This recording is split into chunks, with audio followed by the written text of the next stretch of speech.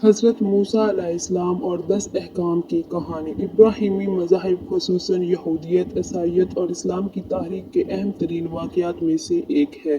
कहानी मूसा या अरबी में मूसा नामी एक नबी के गिर्द घूमती है जिसे कोह सीना पर 10 अहकाम एलामे वही मिली। इस्लामी और यहूदी ईसाई रिवायात के मुताबिक मूसा की पैदाइश मिस्र में फ़िरौन के दौर में हुई थी, जिसने बनी इसराइल के तमाम नवाज़ायदा बच्चों को कत्ल करने का हुक्म दिया ताकि एक पेशगोई को पैदा होने से रोका जा सके।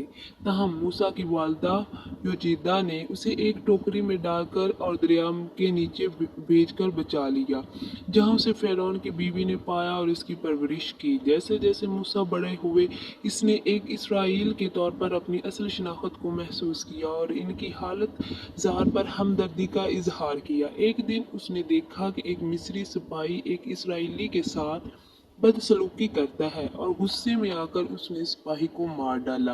अपनी जान के खौफ से मूसा मदियान भाग गया, जहां उसने कई सालों तक चरवाह के तौर पर काम किया। एक दिन मूसा अलैहिस्सलाम ने अपनी रेवड़ के देखभाल करते हुए एक जलती हुई झाड़ी को देखा जो आग से भस्म नहीं हुई थी। जब वो झाड़ी के करीब पहुंचा तो उसे अपने नाम की आवाज़ सुनाई दी। उसने आवाज़ ने खुदा को उसने उस आवाज़ ने खुद को खुदा के तौर पर पहचाना और मूसा पर जाहिर किया कि उसे मिस्र में बनी इसराइल को उनके जुल्म से निजात दिलाने के लिए मुंतखब किया गया था। खुदा ने मूसा को अपने इलाही मिशन को साबित करने के लिए कई निशानियां दी थी, जैसे कि इसके असा को सांप में तब्दील करना और इसके हाथ को रोशनी से चमकाना। मूसा फिर मिस्र वापस आए और फ़िरौन से बनी इसराइल को गुलामी से आज़ाद कराने का मुतालबा किया। तहम फ़िरौन ने सुनने से इनकार कर दिया और मूसा को चैलेंज किया कि वो अपने अख्तियार साबित करे।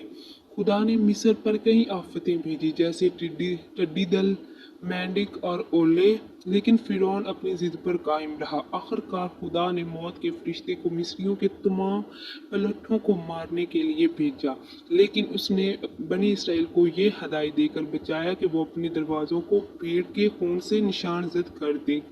इस वाक़े के बाद फ़िरौन ने बनी इसराइल को मिस्र से निकलने की इजाज़त दी, लेकिन उसने अपना इरादा बदल लिया और इनका पीछा करने के लिए अपनी फ़ौज भेज दी। बनी इसराइल बखीरा अहमर के साहिल पर पहुंच गए, जहां मूसा ने पानी को अलग कर दिया और उन्हें महफूज तरीके से गुजरने दिया।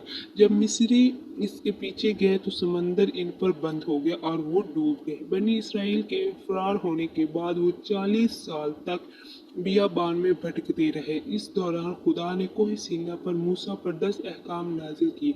ये अहकाम पत्थर की तख्तियों पर लिखे गए थे और इनमें कवायद शामिल थे, जैसे तुम कत्ल ना करो, चोरी ना करो और अपने पड़ोसी की बीवी की लालच ना करो।